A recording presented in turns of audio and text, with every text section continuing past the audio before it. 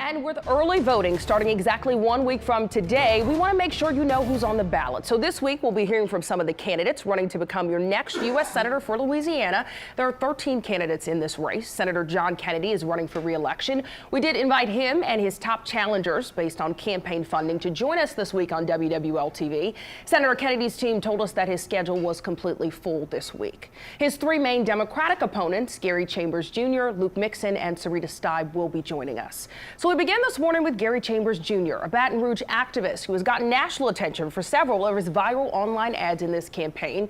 In one, he burns a Confederate flag and talks about how the remnants of the Confederacy have led to inequities in the state. In another, he calls out the education system for not teaching children accurate history. And in his first ad, he pushed for the Every 37 seconds, someone is arrested for possession of marijuana. Since 2010, state and local police have arrested an estimated 7.3 million Americans for violating marijuana laws, over half of all drug arrests. Black people are 4 times more likely to be arrested for marijuana laws than white people. States waste $3.7 billion enforcing marijuana laws every year. Most of the people police are arresting aren't dealers, but rather people with small amounts of pot, just like me. I'm Gary Chambers, and I'm running for the U.S. Senate, and I approve this message. And Gary Chambers Jr. is joining us this morning to tell us about his vision for the state and his campaign. Thank you so much for being here this morning. Thank you for having me. I wanted to play that ad that was the first one you put out that went viral. And I've read that what you are doing with social media and these ads is really unprecedented for a Democratic candidate in Louisiana. Tell us more about your vision for running this race. Well, I think when you look at our state overall, we rank 50 in the nation. We rank number 48 in education, 46 in healthcare, 47 in opportunity, 50 in crime. I think we rank 50 in crime because we rank 47 in opportunity. And so what we've done with our ads is try to get beyond what's the normal politics to activate non-chronic voters, people who are disengaged, disillusioned with the process, to talk about the things that are important to them in a meaningful way. That's been proven by the effectiveness of our ads. That first ad was seen over 30 million times around America, helped us raise hundreds of thousands of dollars, but also built a national platform so that when we get into a runoff with John Kennedy, we can have the resources and the connectivity around the country to send him home. And you were building this race as the progressive candidate. One of your ads specifically talks about progressive now being seen as a dirty word to some.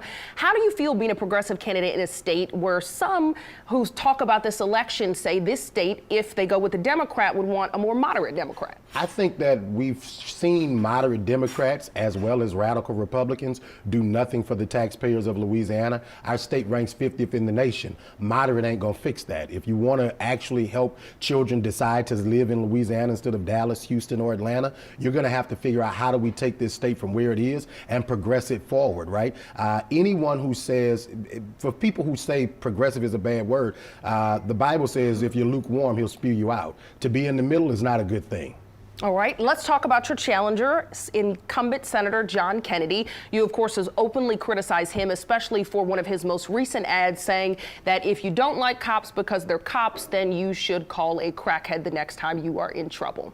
What is your response to that ad? John Kennedy talks about crime. The question I have for John Kennedy is, when was the last time he met with the mayor of New Orleans, the chief of police in New Orleans, the sheriff in New Orleans? When's the last time he met with the mayor of Baton Rouge, the chief of police, or the sheriff of Baton Rouge? If you want to talk about the areas that have the highest crime and the U.S. senator doesn't meet with the leaders of those cities, doesn't have conversations with them about how you actually fix these issues, he's a con artist on TV who spends time with Donald Trump, and he does nothing for the people of Louisiana. And we have every opportunity to send him home. He was elected with 536,000 votes. There are 900,000 registered black voters in Louisiana, 1.2 million eligible black voters, and 30% of white voters do their job every time and vote for Democrats. The question is, how bad do we want change? And I know that you think that one of your strengths in this race is being able to energize voters and get voters who historically wouldn't vote to vote.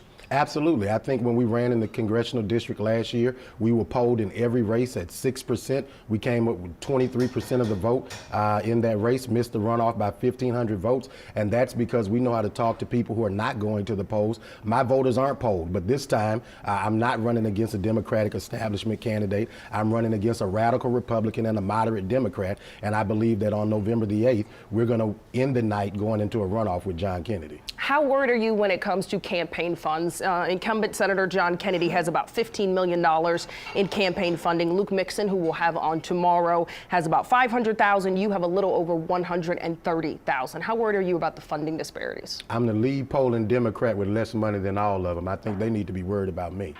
All right, for folks who have seen your viral ads, who have been following you, what don't they know about you yet as someone who's running? I think what people don't know about me is more about my personal life.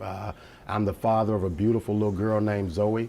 That is the best thing I ever did and the reason why I fight. I am deeply connected to my family. I live across the street from my mom and dad. I live in the same neighborhood I grew up in because I love this place and I believe that we should grow in the garden that we're planted in. All right, and as we head into these final weeks before the election, what are you doing to get those final voters to the polls? Well, I was in Alexandria last night. I'm here today. We'll be in Shreveport on Thursday. We're darting all over the state. We're raising money, and we're talking to voters every day. We're dropping ads every week that are motivating people digitally, and I think you're going to see a lot of young people, non-chronic voters show up. And reproductive rights is a huge issue. I am the only candidate that has never wavered on this. I'm the only Democrat who believes in ending the filibuster to codify Roe. I think it's important you talk to Mr. Mixon about that. He's going to talk about being a pro-choice candidate. But if you won't end the filibuster, you cannot codify Roe. All right, and then how worried are you about endorsements? Of course, Governor John Bel Edwards has endorsed Luke Mixon, again, who we're speaking with tomorrow. The state Democratic Party has endorsed all three challengers. Do you think that it impacts how voters are going to stand with you? With all of his endorsements, I'm still the lead polling Democrat on any independent poll. I think he should be concerned about me, not me concerned about him. All right, so you're feeling confident heading into November 8th? Absolutely. If New Orleans does its job, we're going to a runoff. All right, we have about 30 seconds left. I'll give you the final word. You have a senator who is a radical Republican who has done very little for you that is on the ballot. In the election where he won, 28% of black voters in New Orleans showed up.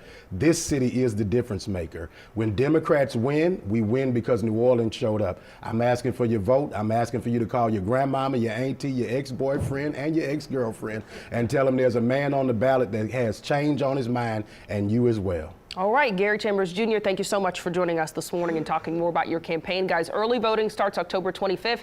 The election is November 8th.